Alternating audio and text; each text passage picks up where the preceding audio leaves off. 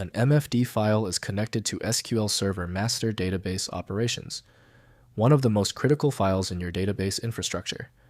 I'm Evan Brooks, Certified Support Engineer, and I'll help you understand and manage this file properly.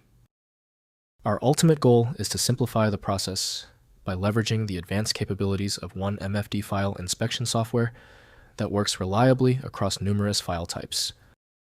An MFD file is associated with Microsoft SQL Server master database operations. It may represent a master database file backup or configuration data used during SQL Server setup and recovery procedures, storing critical system metadata required for SQL Server instance initialization. MFD files related to SQL Server follow Microsoft's database file specifications for master database components. These files store system catalog data, server configuration settings, login credentials, and pointers to all user databases, forming the foundation of SQL Server's system database architecture. Guaranteed access to MFD files is typically achieved using Microsoft SQL Server from Microsoft Corporation. For security reasons, Windows requires a known safe application for execution.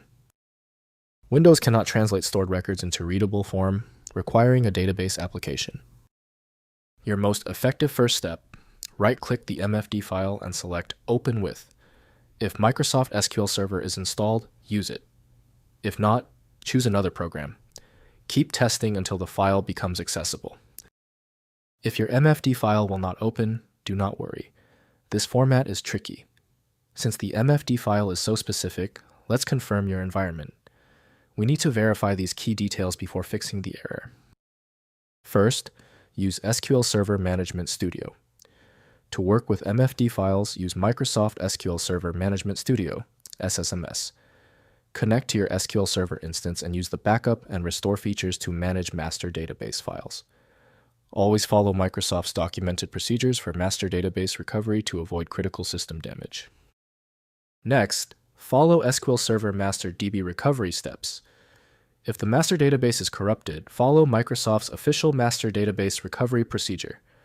Start SQL Server in single user mode using the mstartup parameter, then restore the master database from a known good backup using restore database command in SSMS or SQLCMD. Finally, contact Microsoft support for critical issues. Master database files are critical system components. If standard recovery procedures fail, contact Microsoft support or consult a certified SQL Server DBA. Incorrect handling of master database files can render the entire SQL Server instance unbootable and cause permanent data loss. If compatibility checks failed, it is likely because the file extension name is shared by different developers for unrelated formats, causing your PC to use the wrong reading language. Using raw-level data inspection is a recommended method to try and uncover a file's true requirements when the extension label is unclear or shared. At this stage, your most reliable recourse is a comprehensive solution like FileMagick. It's built to bypass the limitations of basic tools available at FileMagick.com. I hope the fix worked perfectly. Like the video, and I'll see you for the next advanced troubleshooting session.